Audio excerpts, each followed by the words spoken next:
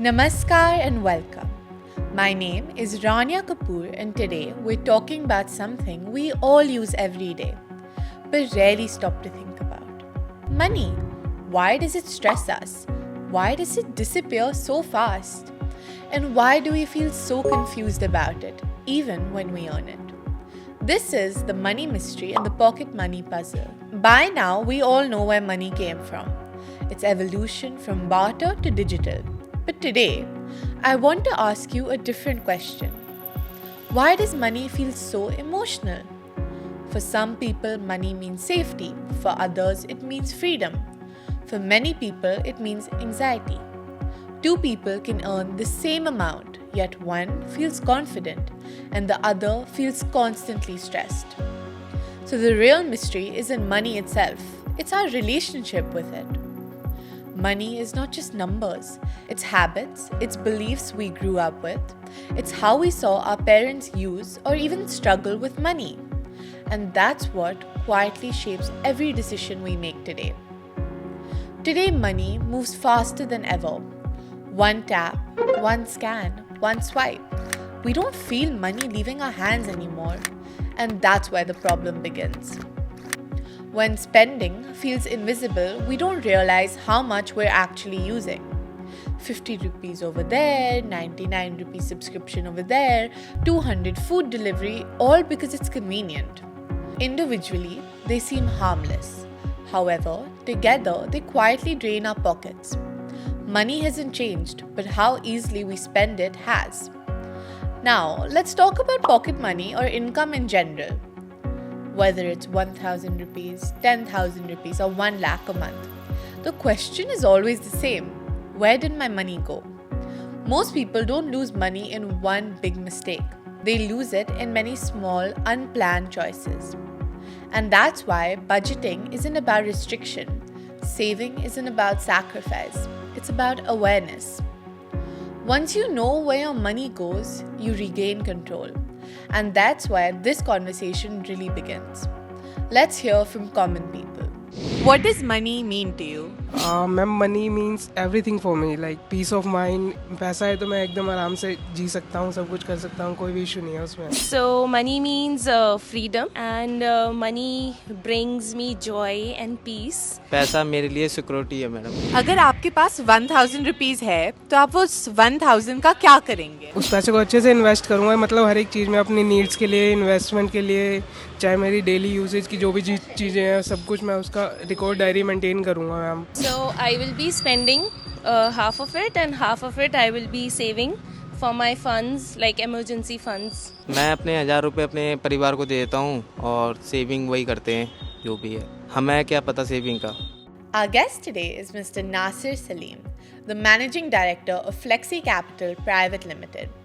With over 20 years of experience in India's investment and private banking landscape, Nasser has spent 10 years with Citibank and has managed over $300 million in assets and has advised some of the top leaders in our country. So welcome, we're so happy to have you here. So the first thing I want to ask you is, what do you think money means to you? Thank you, Ranyah.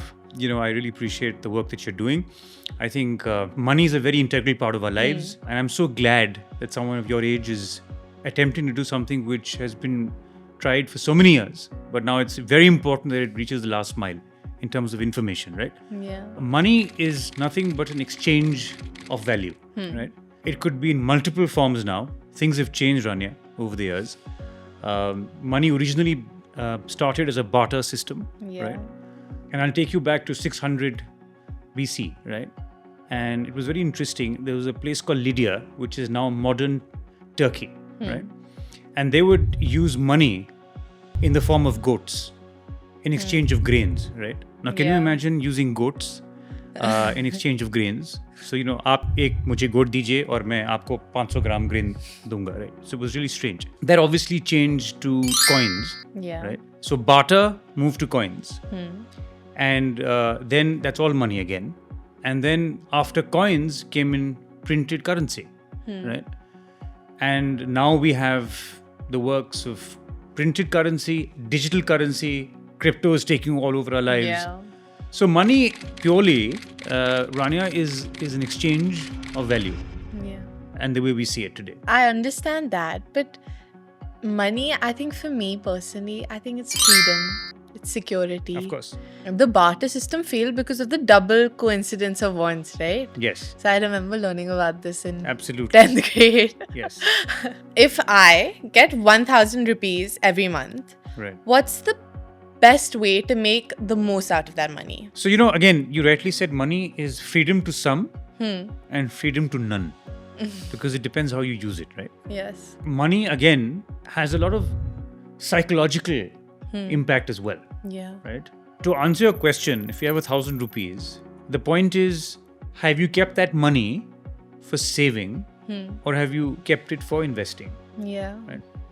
And those are two separate topics, Ranyah. But to answer your question, the first thing that everybody needs to answer is how much of money is sufficient and how much is required in today's time. And again, the entire discussion around investing versus saving versus using that 1,000 rupees. For example, you mentioned about 1,000 Yeah. rupees. In this case, I'm referring to money as Indian currency of 1,000 rupees and not $1,000 because there is something called inflation and there is something called purchasing power. Yes. So 1,000 rupees otherwise, if one had, I would tell everyone that sit down, relax and think what you need to buy within 1,000 rupees. Yeah.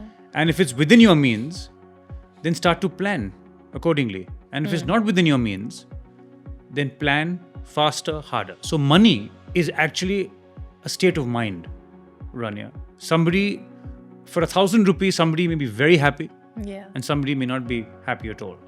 So to give you an answer for $1,000, difficult to answer it otherwise, we need to plan and then execute that plan with how that money can be utilized between various options. Yeah, that's Right. true. So another thing I would like to add to that, my mom has taught me this, but there's also the 50-30-20 rule.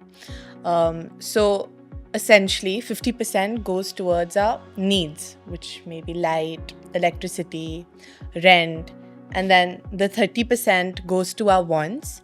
And then the other 20% we see if we want to save or invest, or we'll be diving into that in another episode. So that's another thing. There's this principle, I think it's called the 7th, 8th, 9th wonder of the world. So compounding. Can you explain that in simple terms? Because when I read on Google, I saw like these very complex terms coming up and I was like, oh my God. So, we've studied only about 7 wonders of the world, right?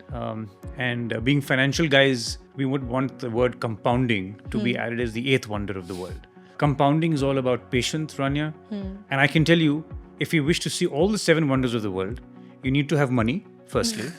Number 2, you need to have a lot of patience. With the emergence of UPI and QR codes, and we see like you pick up your phone and immediately you can make so many transactions within. Right. So what are 2-3 tips that you will give to individuals to avoid overspending and, utilizing your money? See, again, very interesting question, Ranyah. And I think to all your viewers, I would want to say that, look, when you look at money, it's all attached to do with a lot of psychology, right? I mean, Yeah. and how you wish to spend it. So I'll take you back to a few economies and countries where we've studied how they tell their children to kind of manage money better and in a more disciplined manner. Yeah. In Japan, for example, we've seen that the allowances that are given to children is basically over a month, for a period of 1 month. Yeah. In the US, it's weekly. And there's a contrast difference between the two. Yeah.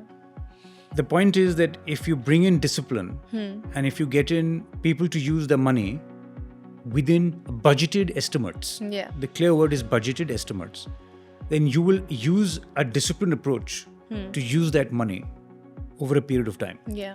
Weekly, for example, weekly allowances may end up, letting you burn more money Yeah. or actually end up using more money, right? Without a discipline. So I think the key is when you're allocating money or when you're getting money, it's very, very simple that those funds or the money that is available to you has to be utilized as per your desired disciplined manner. And if you break any of those, I can assure you, we go back to the first question. It's a state of mind. So to end, What is one thing that you see so many people misunderstand about money? Great, interesting question. Okay. They think that money in the bank account will never end. That's one of the first and foremost mistakes that one make. The second is money will protect me always. And they forget about inflation. Right? Yeah. $100 today, Ranya, may not be the same after 5 years. Right? Because there's something called Inflation. Mahungai or inflation. And it's something which is vulnerable to eroding your money completely. And the last thing I think what people tend to understand, you can't be married to money. You can't be married emotionally to money. It's a very practical asset. It has to be, you can't be just sitting and saying that money cannot be utilized for a particular reason. It has multiple benefits. It can be used in multiple forms. So all of these are somewhat interlinked. Right. Yeah. But broadly, I think these three things are the major misnomers as far as money is concerned. Okay. Thank you so much. Thank you. Thank you. Money is not just about earning more. It's about understanding what you already have. From barter to banks, from coins to QR codes, money has evolved, but human habits haven't.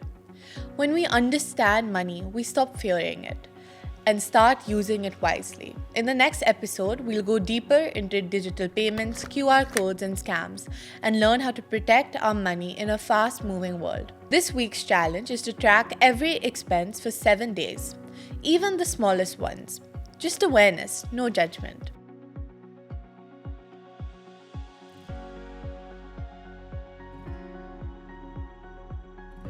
Thank you for watching.